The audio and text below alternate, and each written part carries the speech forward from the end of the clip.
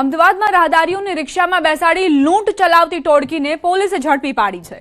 આ ટોળકી મુસાફરોને રિક્ષામાં બેસાડી શર્ટના સોનાના બટન જેવી કિંમતી ચીજવસ્તુઓની લૂંટ ચલાવતી હતી, જેમાં પોલીસે કુલ 4 આરોપીઓની ધરપકડ કરી છે।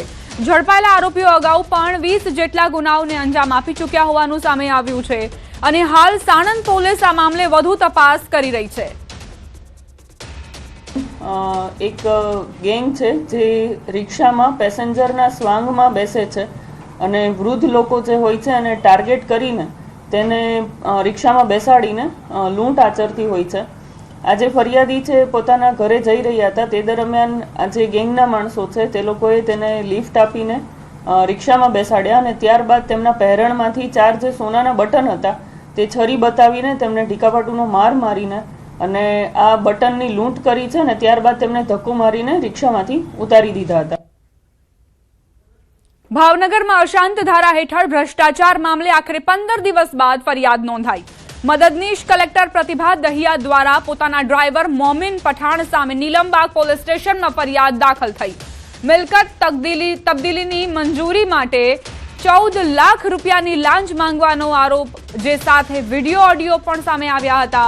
એફઆઈઆર મુજબ મોમિન પઠાણ નામના ડ્રાઈવરે કચેરીના નામનો દુરુપયોગ કરી ગેરકાયદેસર લેવડ દેવડ અને દસ્તાવેજોની અનધિકૃત રીતે લીક કર્યા હોવાનો પણ ઉલ્લેખ છે। જોકે અગાઉ હિન્દુ સંગઠને એસડીએમ પ્રતિભા દહિયા પર પણ ભ્રષ્ટાચારના ગંભીર આક્ષેપ મૂક્યા હતા। 15 દિવસ બાદ નોંધાયેલી ફરિયાદથી પ્રકરણ ફરી ચર્ચામાં આવ્યું છે।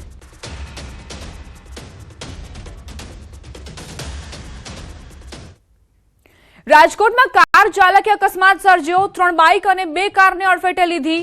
ઘટનામાં સદનસીબે કોઈ જાનહાનિના સમાચાર નથી। કાર ચાલક નશાની હાલતમાં હોવાની આશંકા। પોલીસે કાર ચાલકની અટકાયત કરી પૂછપરછ હાથ ધરી છે। તેના ટેસ્ટ પણ કરવામાં આવશે કે શું ખરેખર તેણે દારૂનું સેવન કર્યું હતું, કોઈ માદક પદાર્થનું સેવન કર્યું હતું અને ત્યારબાદ કાર ચલાવી હતી કે કેમ।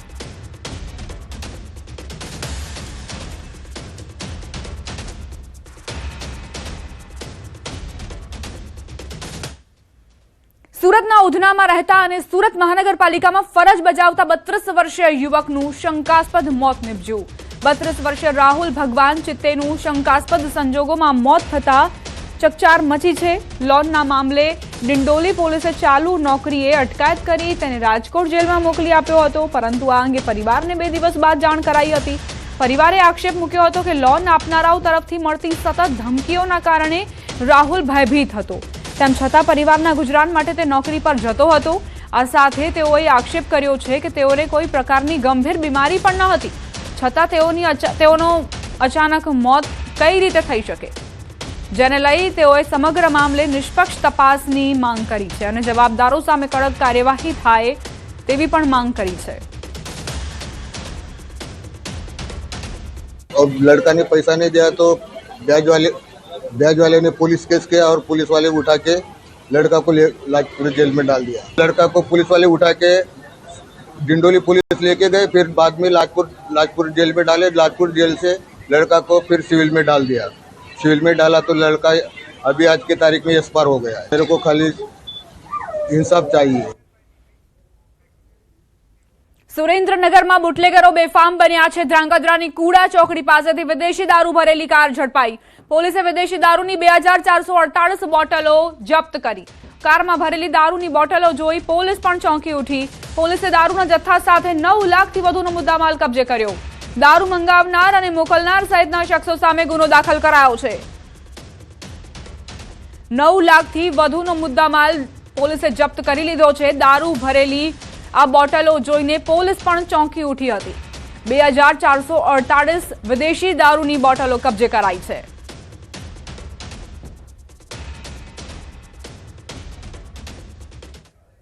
સાબરકાંઠાના વડાલી તાલુકામાં ફિલ્મી ઢબે દ્રશ્યો સર્જાયા, જ્યાં એક પશુપાલક પર દીપડાએ અચાનક હુમલો કર્યો। જીવ બચાવવા માટે પશુપાલકે ધરોઈ ડેમના ઊંડા પાણીમાં છલાંગ લગાવી દીધી।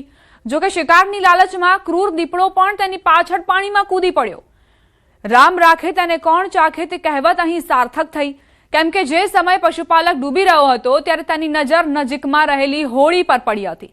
તેણે હોડી ચાલકને બૂમો પાડીને બોલાવ્યો, જે બાદ હોડી ચાલકે પશુપાલકને હોડીમાં બેસાડી તેમનો જીવ બચાવ્યો। આ ઘટનાની જાણ થતાં જ વન વિભાગની ટીમ ઘટના સ્થળે દોડી ગઈ અને ભારે જહેમત બાદ પાણીમાં તરફડિયા મારી રહેલા દીપડાને સુરક્ષિત રીતે બહાર કાઢી રેસ્ક્યુ કર્યું હતું.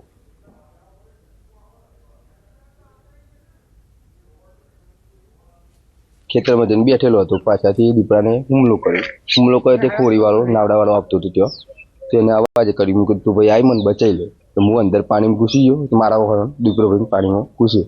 એના પછી હોડી પર હું બેસી ગયો. દીપડાને પછી ફોરેસ્ટ વાળા આવીને જોન કરી લઈ ગયા. અજીતસિંહ કરીને કે મારા ગામનો જ વ્યક્તિ હતો, ખેતરમાં ગાયો ભેંસો ચરાવવા માટે ગયેલા હતા.